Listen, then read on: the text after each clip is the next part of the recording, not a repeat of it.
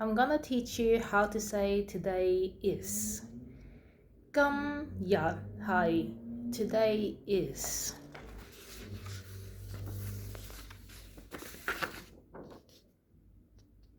2025年 meaning 2025 year. Now we're talking about the dates. 9月 meaning September.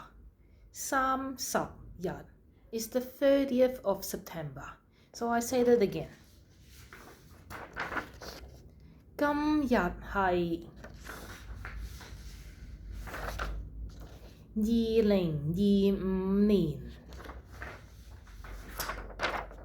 9月30日 Today is the 30th of September 2025.